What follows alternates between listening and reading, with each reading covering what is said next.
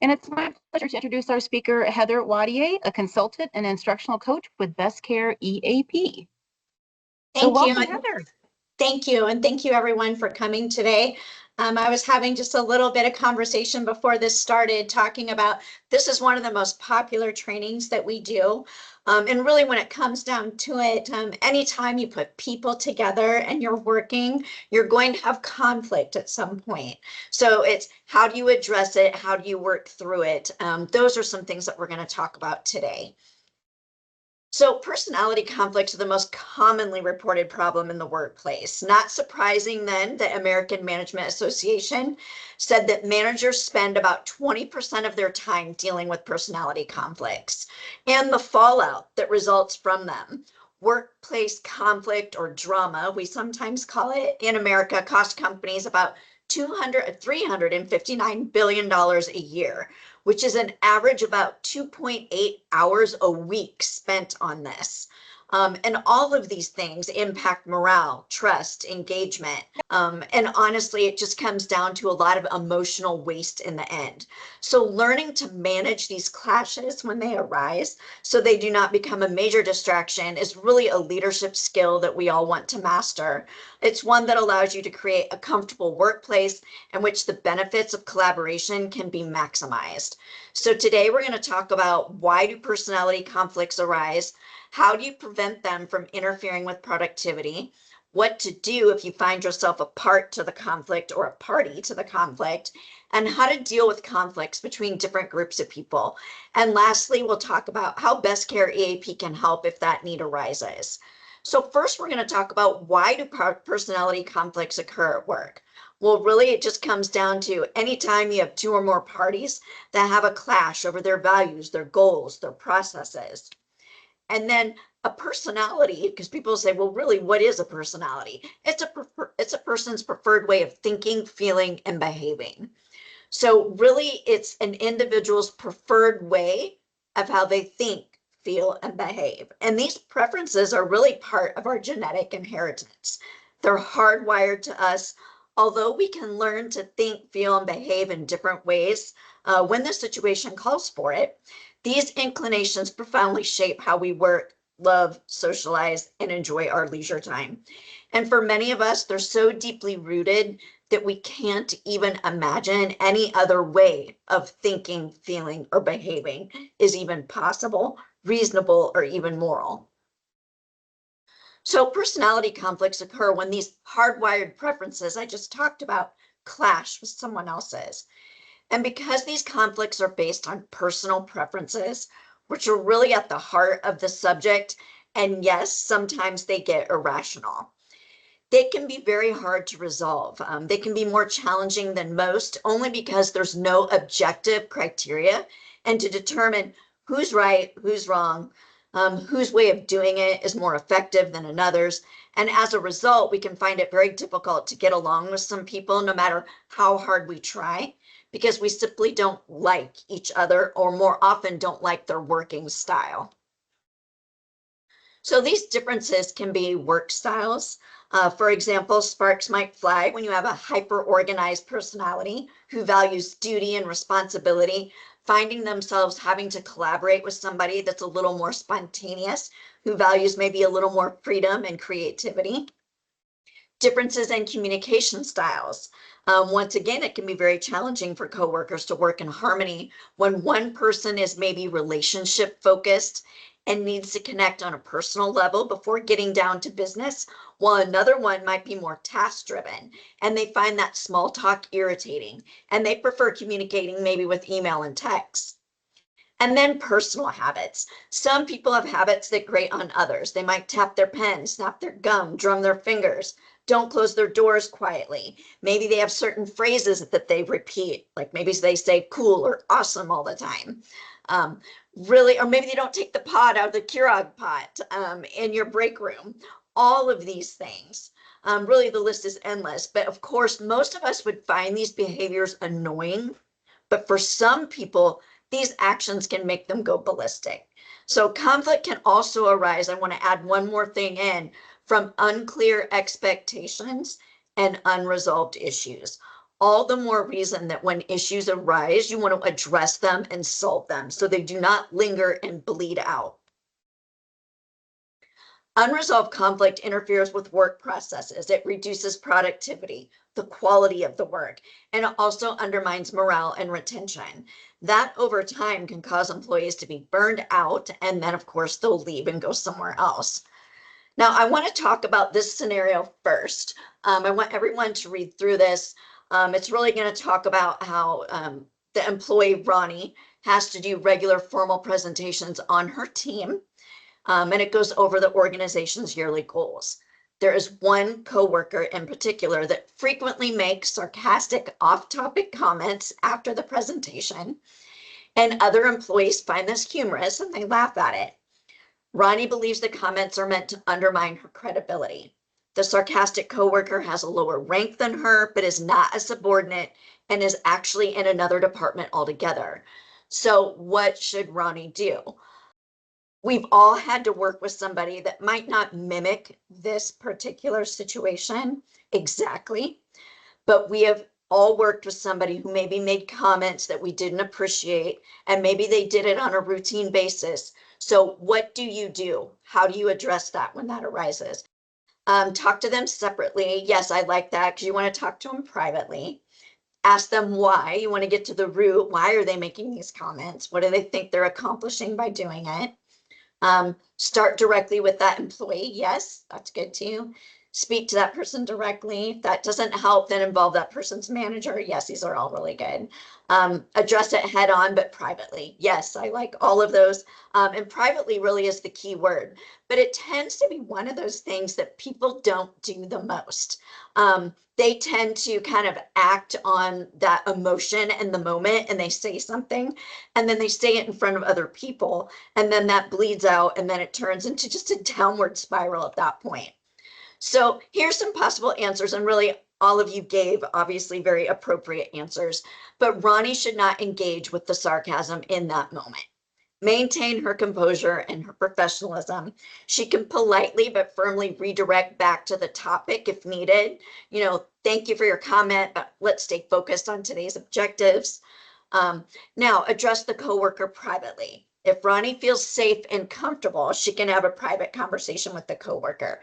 If she feels like those comments, depending on what they were, make her feel uncomfortable, then she's going to have to go to a supervisor at that point. But when you speak to someone, you really want to focus on using I statements versus you statements. You statements tend to make people feel like you're accusing them. It makes them defensive. So if you start out with an I statement, you can actually have a very different turnout. So an example is, I've noticed that you sometimes make comments during my presentation that come across as sarcastic. It makes it harder for me to convey my message effectively. I'd appreciate it if you'd hold off on these kinds of remarks during my sessions. That's a very polite and professional way. It didn't say, you always make sarcastic comments. You make me feel uncomfortable. I feel like you're humiliating me or you're putting me down. She didn't say anything like that. She focused on an I statement. And then I always say document. Always document. Even if it seems meaningless and you think, okay, they probably won't do it again, you should still write down that that happened. The date, what was said, what were the reactions, what was the fallout. Documentation can help you later if you need to escalate. And then, of course, engage leadership or HR if that behavior persists or if you felt uncomfortable, especially if the behavior continues, it affects her credibility or maybe even team morale. And the comments should be, or if the comments are perceived as harassment or undermining. So we're going to talk about preventing personality differences from interfering with productivity. And if you're responsible for ensuring that a work of a team, a department, division, or an organization keeps their personality differences from creating unproductive conflict, then there's really some bad news and some good news. The bad news, of course, is that conflict can arise or personality differences can arise at any time. Sometimes they can be out in the open, or sometimes they're more subterranean, where they're hidden beneath the surface for weeks or months. And then some Eventually, some emerging full-blown response happens to a stressful situation. But the good news is most people are able to work together if they respect each other as human beings. So I always say liking is not necessary, but respect is. And really, leaders who are willing to invest in cultivating the respect are the ones who will reap the benefits of collaboration. I always say, you do not need to hang out with the person that you work with. You don't need to talk to them at night. You don't need to see them over the weekend unless you have a job where you work together over the weekend. But at the end of the day, you do have to respect them. Usually the liking aspect kind of takes care of itself if you develop that mutual respect. You still might not want to do things with them outside of working hours, but you have that mutual respect to make that collaborative working environment successful. So some tips for preventing personality conflicts. Really accept conflict exists. Adopt a zero tolerance policy. Make treating each other with respect a non-negotiable. Make respect a basic job expectation for everyone. Be very mindful of set in stone conflicts. And these, just to give you an example, they could be something like politics. Strong opinions and differences only provide the opportunity to highlight yet another difference between people.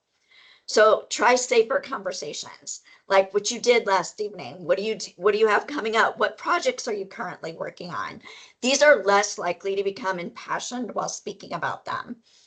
And then take an active approach. Actively listen for problems and be ready to step in and cool things down before they begin to impact anyone's behavior, performance, or attendance. And then walk away, take a pause, focus on problems, not personalities, and stay away from the blame game. I always like to ask people at this time if you have like a team charter or a team covenant in place. And team charters are a set of guidelines that specifically define limits and expectations within a professional setting. And usually key components are communication, respect, accountability, collaboration, positive attitude, and there always has to be something in there about conflict resolution. You address conflicts constructively, directly. What is your process? And these are written in teams. So for example, I went to an engineering firm and there were 21 different departments. So each one of them actually wrote their own team charter because one department, quality, was a very important one. So that was part of their team charter. Another one, creativity, was. So really it just kind of depends on the department, but it really gives people some guidelines to follow, and you all write it together and then you sign off on it on the end and you hang it in either your supervisor's area or maybe a place where you have meetings. What's nice about a team charter or a team covenant is that anytime you hire someone new, that is a great visual for them. They see, okay, these are the things that are important. These are things that are valued in this workplace. And this is what we do when these things happen or don't happen. So has anybody heard of a team charter before? Okay. So I've got one yes and then some no's. Like I said, I will send out, it'll basically be just a small PowerPoint, and it'll tell you and give you some tips on how to create one if that's something you're interested in doing. So what are some conflict management steps that you can take? One, we're going to talk about identifying the source of the conflict, looking beyond the incident, requesting solutions, identifying solutions that both disputants can support, and then an agreement. So really conflict management skills include teamwork, problem solving, emotional intelligence, and stress management. Avoidance never works. If you feel like you're not prepared at that time to address the situation, then gather your thoughts before addressing anyone. And then accommodating is something that we talk about when someone neglects their own concerns to satisfy the other person's. You really want to end on an agreement where both people say yes.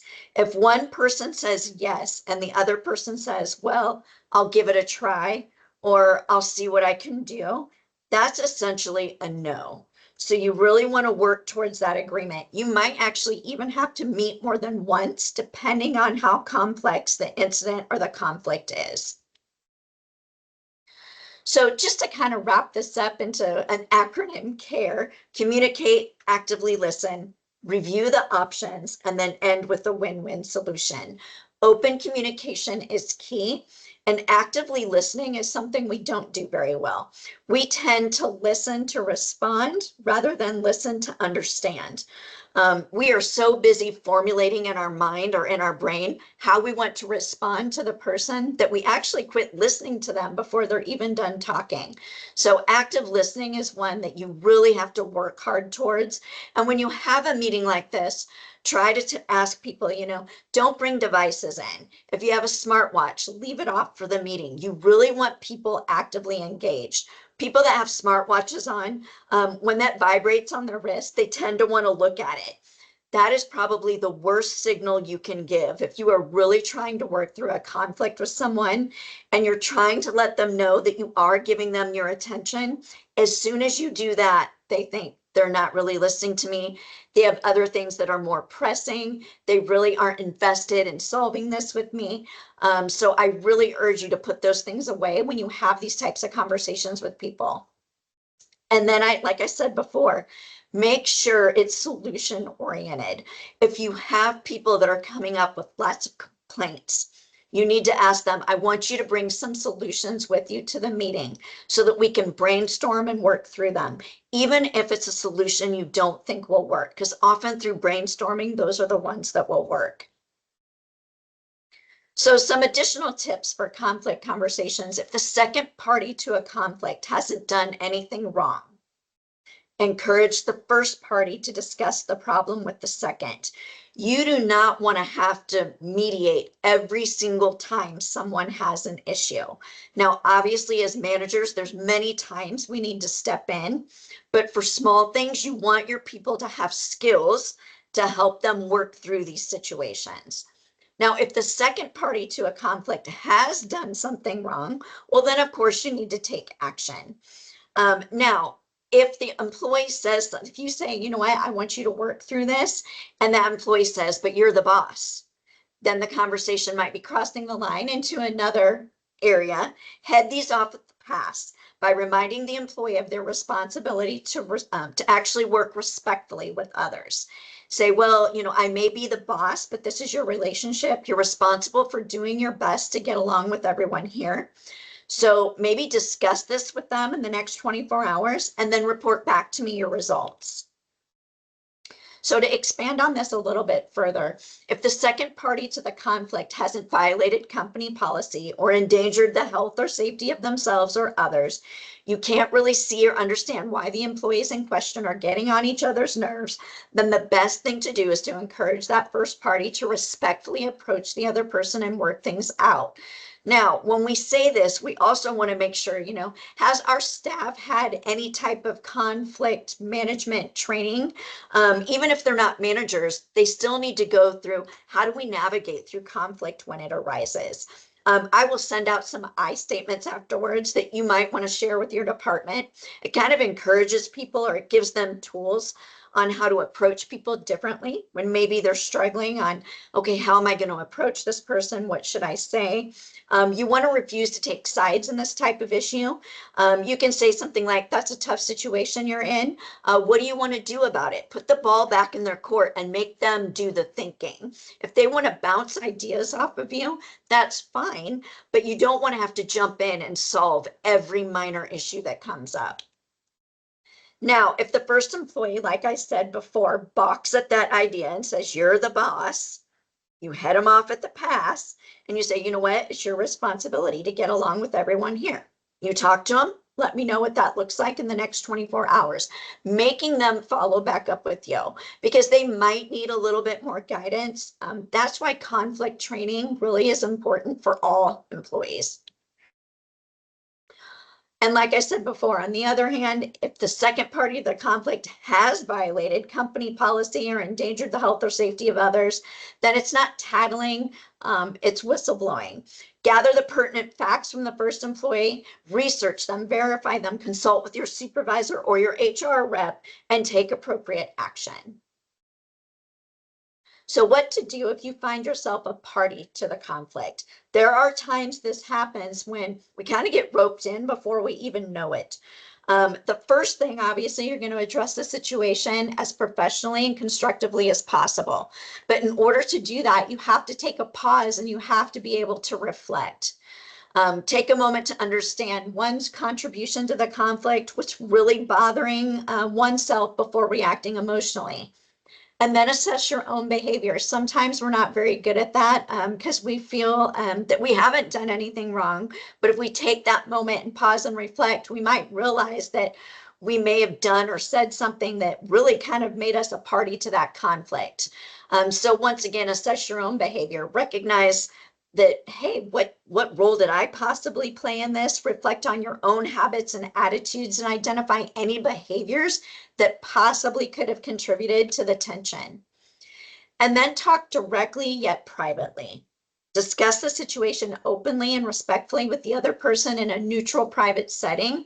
Avoid discussing the conflict with uninvolved colleagues, as this can escalate the issue, create division, and then it bleeds out to even more people. And then focus on the behavior, not the blame. Describe the behaviors causing the conflict using neutral language. And I'm going to give you some examples of those in a moment. And then instead of saying something like, "You're always late," "I've noticed you've been arriving late," which impacts the team's ability to start on time. So I just want to give you just some basic I statement. You start out focusing on the feeling and the need, not the blame. You're specific about the situation and the impact, and then you invite dialogue, not just express frustration.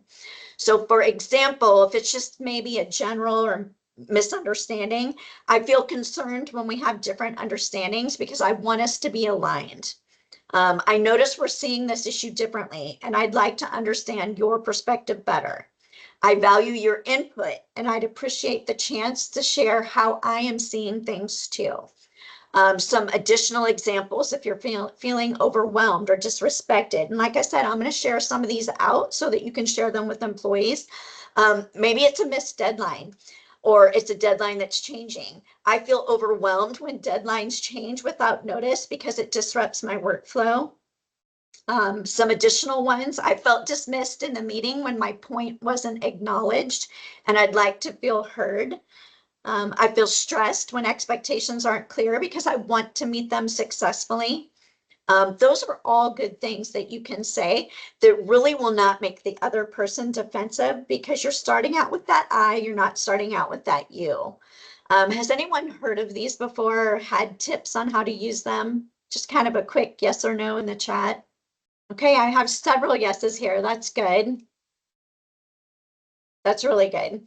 I'm still going to share them out just because if you want to share them with your department, you can. I like seeing, though, that a lot of you have seen them before. It really does change the conversation, and it really changes how your comments land as well. If you start out with you versus I, they land quite differently. And then, like I said before, we're going back to that active listening. Listening attentively to the other person's perspective without interrupting. This can be very difficult because a lot of times we feel like we have a lot to say and we want to interject. I encourage you to refrain and let them finish before you start to talk. Really work to understand their point of view and validate their feelings, even if you don't agree with them. Their feelings you can validate. You don't have to agree with them, but they're feeling what they are. Find common ground and solutions. Identify those shared goals. You're going to have shared goals because you're working together, and then work together to find solutions that address the problem that benefit both parties.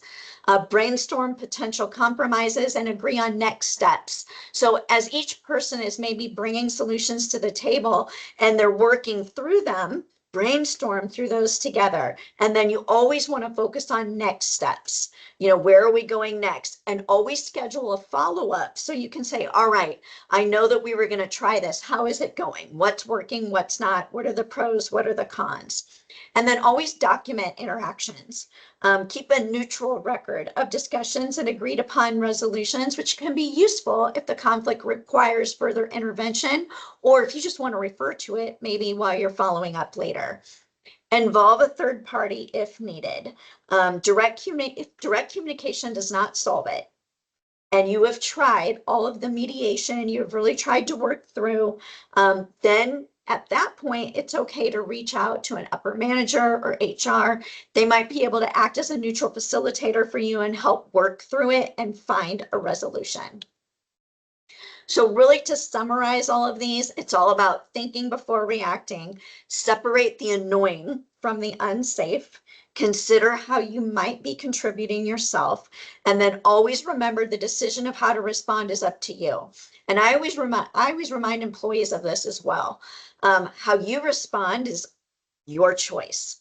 If you are frustrated in that moment, then it's best to walk away, take a pause, and address it later. These are all skills that we can arm employees with that will really help decrease the amount of conflict that occurs, which will definitely make your jobs easier.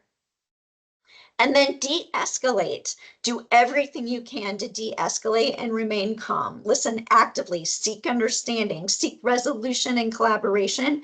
And then, of course, know when to seek help.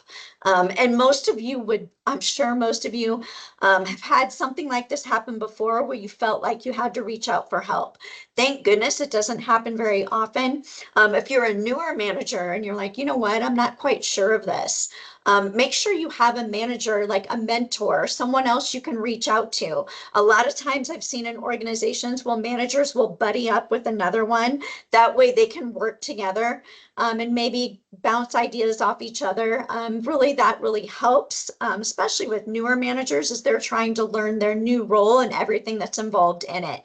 Something else that's nice about having somebody that you can pair up with is that if you are getting ready to have a difficult conversation with someone, it's really nice to have someone you can practice with.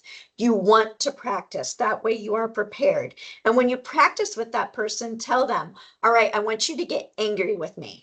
Now I want you to get frustrated with me. Now I want you to get defensive with me. Now I want you to get emotional with me. That way you really are prepared to work through all of those different scenarios. I understand at the end of the day, no matter how much preparation you do, there's always going to be that curveball that comes. But honestly, if you stick to the basics, you listen to understand, you don't overreact, you remain calm, you table it and meet again later if you need to. If you stick to those basics, you will be successful in working through it. So how do you intervene when conflicts boil over? Sometimes people can be quite aggressive with their behavior. If their behavior is disrupting others, if they are shouting, if they're saying insults, if we have tears, and of course this image, of course, is just out of humor, but it is not humorous at all. If there's any physical contact, well, that goes straight to security. It's a done deal at that point. We're not discussing anything. You go to security, your HR department, and you let that process take its place. So how do you de-escalate though when you have that aggressive behavior? You have someone that's shouting. Intervene. Stop the drama, hit the pause button. You're calling for a timeout. Is this relevant right now? Redefine expectations. For those people that like to make sneaky comments or insults, hit the pause button. Ask for those searchlight questions for clarification and relevancy. What did you mean by that? How does that pertain to this? And the dominators, sometimes we have dominators that really love to kind of bulldoze everyone. Breathe, stand your ground, and redefine professional expectations. You might have to redefine those expectations once or twice. After that, then that person should be dismissed or it's tabled and you say, we're going to reconvene later and we're going to attempt to have this meeting again. Anything you can do, you need to help decrease the emotion, bring it down, separate them, coach, discipline, redefine expectations. And then, of course, if things don't get better, then you get your human resource involved. And if needed, Best Care EAP. So Best Care EAP has an employee referral process. This does have to go through your HR department. So if you are having an employee that you're having a lot of problems with, and maybe they're just completely out of character, they're not themselves, maybe they've had more emotional outbursts lately, they've been short, aggressive towards people, you've reached out to your supervisor, you've spoke to the employee, you've talked to HR, and then you say, you know what, at this point, we're going to put in an employee referral. And they will send that, HR will send that in to Best Care EAP. And basically at that point, you're saying, you know what, this is a valued employee. We know this is somewhat out of character for them, or it's completely out of character for them, whatever is appropriate. We would like Best Care to work with them and see if we can't find out what the root of the issue is and help them get back to their best self so that they can once again be positive and productive in the workplace. Now, I frequently get asked, if this takes place, what type of confidentiality is in place? It is still protected health information. So the only thing that the employer finds out if an employee referral is made is, yes, the employee did show up for their visit. Because the employer wants to know that. Did they show up? Yes or no? They don't know anything about what was discussed, anything that happened, but they want to know if they showed up. Because at that point, then they know, okay, they are vested, they are showing up, and they are making their way or working through whatever issues taking place. So what about Cold Wars?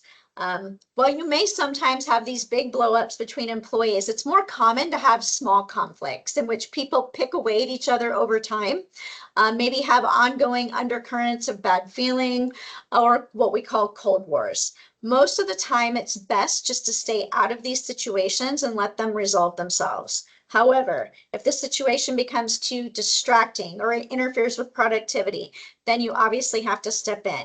As you prepare to do that, do not assume that both parties in a conflict are equally blameworthy. If one or the other is, for the most part, innocent and not an instigator, you should help them learn how to deal with the conflict. We always want to remember as managers that it's our responsibility as a leader to develop our people, not just their technical skills, but their social skills as well. And if you're not comfortable doing this, you can contact your HR department or Best Care EAP. We do actually have webinars and training that will help you with this. And I actually already walked through this part when I said, you know, coach one or both on dealing with the conflict and then get HR or Best Care involved if you need to. So what about conflicts between one person and a group? This is something that can happen, and this is really difficult to deal with because now you have other people that are being pulled into it. So if you have one member of the team who has difficulty getting along with the rest, you might actually conclude that they're a bad apple and decide to get rid of them. While they may have some annoying characteristics or behaviors that turn people off, the real problem might be that your team is not open-minded. So be very careful about making those bad apple assumptions and then maybe getting rash and saying, well, we need to get rid of this person. This particular person is causing all of the issues. Well, there are times that that might be the case. You want to be open-minded and make sure that that really is the case before you do anything rash. It is very possible to have a team that together has an overall personality problem, or in short, what we might call a bad attitude towards that person. For example, maybe someone on your team has a problem with the aforementioned employee, and rather than confronting that person honestly and directly, instead will rally the rest of the team against them. So then that one-on-one conflict escalates to a team versus one person. Before sending that lone employee going, you should deconstruct what's really happening, do what you can to discover what the problem is between the two people, and then deal with it as such. And then if you do that, usually the team problem evaporates. But at the end of the day, you are always insisting on respect for everyone and model that behavior yourself as well. Now, often overachievers can also be a source of conflict in a team made up of what we might say status quoers. Sometimes this occurs because maybe the rising stars working harder and more effectively than their more complacent peers. Other times, however, this occurs when an employee wants to advance themselves in an organization, and they'll do this in maybe inappropriate ways, such as apple polishing, making comments about their performance or performance of others designed to inflate their performance while maybe denigrating the performance of others. So in either case, make sure that you analyze the dynamics of the situation before responding to the team's report that someone is just not working out. It's very unwise to base your opinion on a team member solely on what the others think of them. You might have one employee that is a career climber who is stepping on his coworkers, but he may also be your best producer. So his value to the team is great, right? The unhappiness he is causing is something that you would want to coach him on, and also be sensitive to the feelings of others, but you don't want to just terminate someone just because a bunch of people are grumbling about them. You really want to get to the heart of the issue.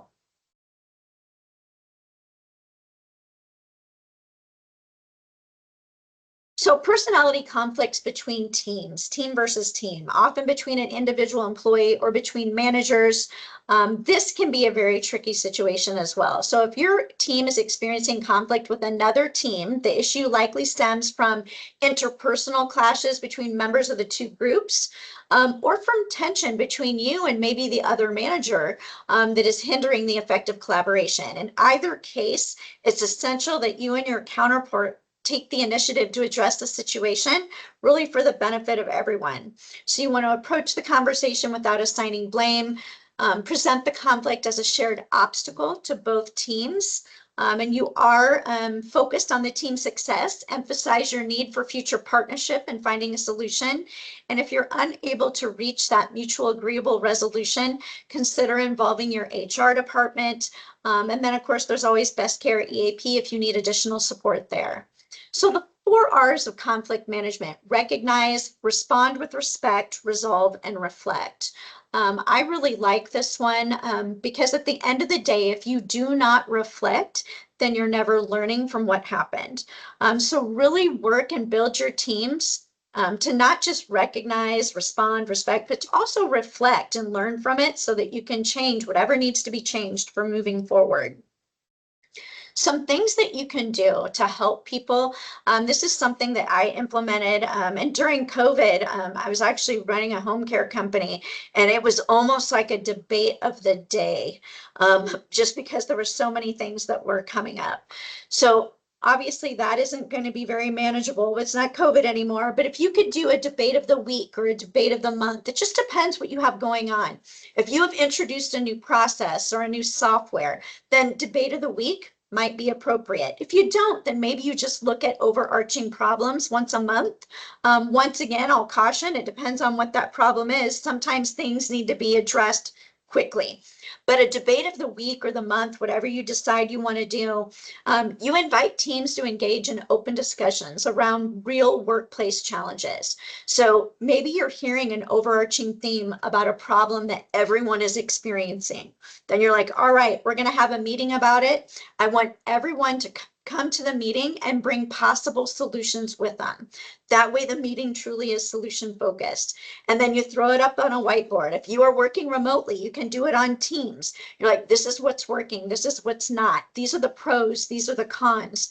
What can we do to come up with a solution that works for everyone and move forward? I will tell you, more often than not, the solution that somebody thought wouldn't work through brainstorming was the one we got to work. So I encourage you, this is something that you can do with teams. Everyone's vested when you do this because they're all coming up with a solution together. So when everyone leaves, they're all vested because they were part of the process. So this is another scenario that I want us to look at here at the end. And this is really honestly how a lot of these conflicts start.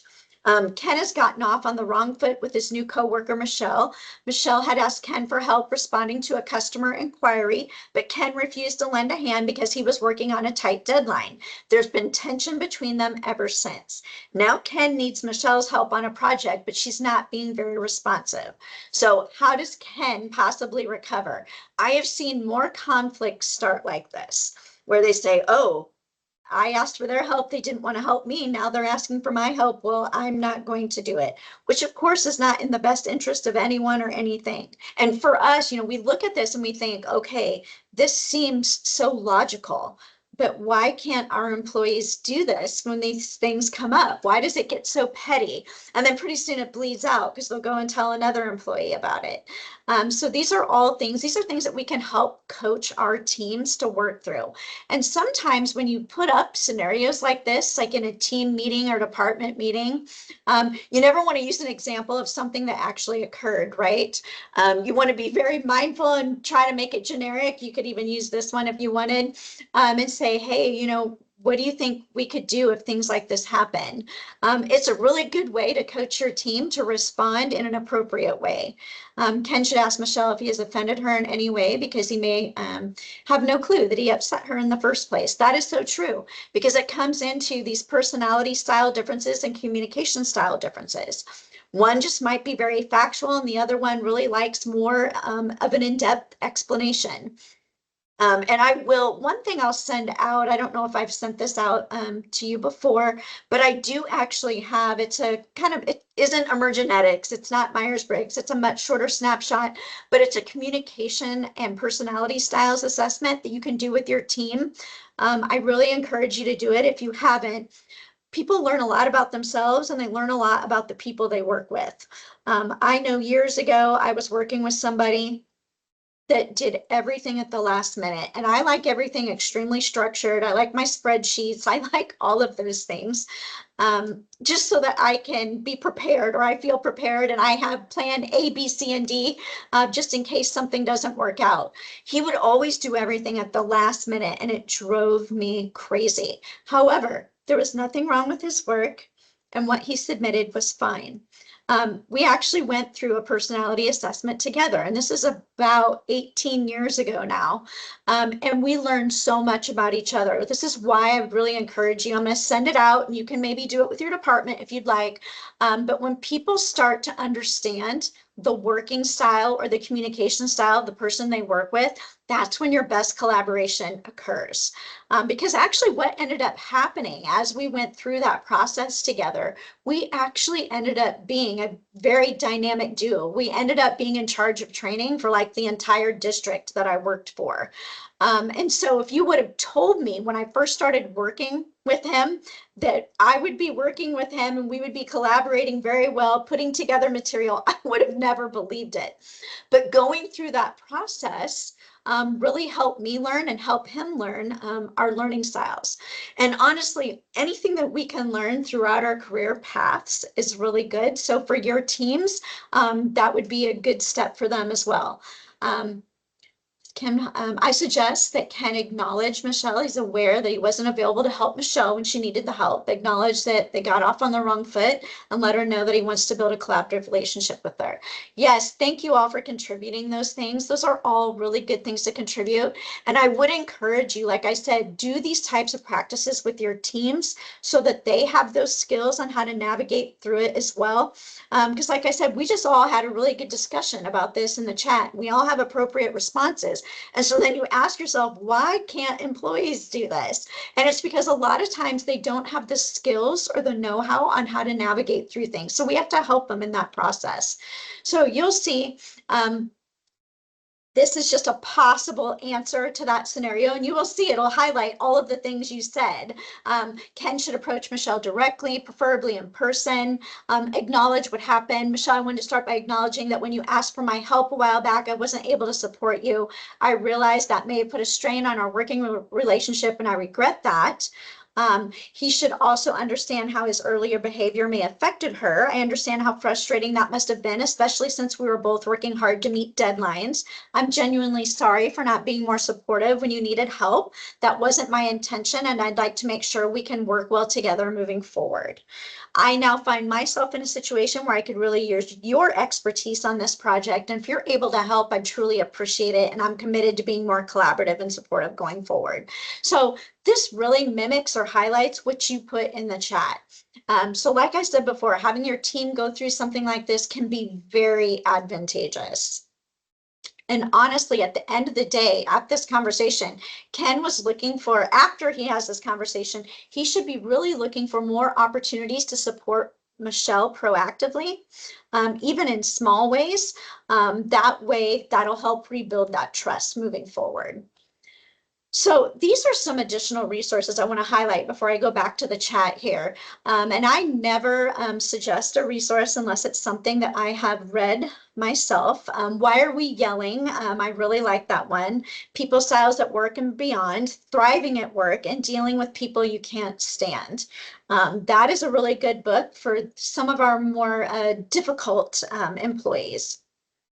And then remember that Best Care EAP can help if that need arises. If you feel like, hey, we'd really like to bring in a training, we also have webinars that you can access. You wouldn't even have to have a person come. You could maybe watch the webinar together and maybe integrate some of these scenarios that I talked about today, and actually launch your own training and make it very personal to what you do. But I want to say, if you have never been to our website, spend 5 minutes to go on it. We have about 70 webinars that are on there. They're about 40 minutes in length over a variety of topics, anything from turning conflict into collaboration, personality conflicts at work, all the way to gratitude, wellness, combating burnout. Like I said, it's a variety of topics. And then on the other hand, we have something that's called Level Up videos. They're 5-6 minutes in length. So a much shorter snapshot, but also over a variety of topics. So maybe you want to watch one of those first and say, you know what, I do actually want to look into that webinar that's a little bit longer as an extension on what I just saw on this Level Up video. We also do offer monthly live events. We have leadership training. We do grief conversations. I know I cannot attend them live because I'm working, so you might not be able to either. We do record those and we put them on our website. So if you watch them later and you have a question, whoever the host was on that call, maybe it's a manager that was on the management training. We have counselors that are on grief conversations. If you had a question for one of them, you would still be able to send that in to the Best Care website and they would still respond to you. I think that's something really important to highlight. And then this is your username and password. You have to type it in exactly like you see it. It is case sensitive. The lowercase BC stands for Best Care, and this lowercase e at the end, it stands for EAP. And then of course, NMHS, your Nebraska Methodist Health System. Once you get on that website, I want to highlight that you do all have counseling sessions available to you. You have 5 counseling sessions. They are available to you, your significant other, and all of your dependents. I find more often than not, people don't know that. And you managers, especially, you want to know this because there might be a time where you want to give this information to one of your employees. If you see someone struggling, maybe they don't know that they have access to this. This is usually gone over during onboarding. And sometimes employees are bombarded with so much information during onboarding that they actually forget that they have these resources. So it is something for you to highlight to them if they should need it. And then it is 5 counseling sessions per incident. That's another thing that you want to highlight. So let's say maybe there's a significant life event, they're struggling, they want to tap into their counseling to use them, maybe get some coping mechanisms. And then after that counseling is done, a couple months later, they start to struggle with something different. Then they can tap into those counseling sessions again. I routinely get asked, okay, what if after 5 sessions, I need to transition to long-term counseling? What does that look like? That counselor will align you with someone that has the same approach and style as themselves. And they very often will attend that first session with you if you're comfortable, to make sure that you do feel comfortable in that process or in that transition. I also get asked, what are the wait times? Right now, it is less than a week for day appointments, and it is sitting at about 10 days for evening appointments, which is really good. Most places you need to wait 2 weeks, 3 weeks, or even longer. I've even seen 5 and 6 weeks. So these wait times are very good. And we do get updated wait times weekly. So if you ever want to know what that is, you can send in to us or just send a quick email and we'll let you know what those wait times look like. One other question I frequently get asked is, okay, if I'm the policy holder and my spouse needs to go to counseling, do I have to go with them? No, you do not. If you have a minor, of course you need to go with them, but whether or not you go into the room with them is up to you and the counselor. And then it is 100% confidential. The only thing that the employer finds out is that a counseling session was used. They don't even know which employee used it. And that's good for them to know because they like to see that when they provide these benefits to their employees that they actually get used. I'm going to actually make a PDF of your summary of services and I'm going to send that in the email. That way you have it and it'll actually summarize all the services you have. That'll make it easier for you rather than having to navigate through everything and look everything up. That concludes the online education. I would like to thank all of our presenters for their experience, knowledge, and expertise. Be sure to subscribe so you're up to date with all of Nebraska Methodist College's continuing education offerings. Thank you.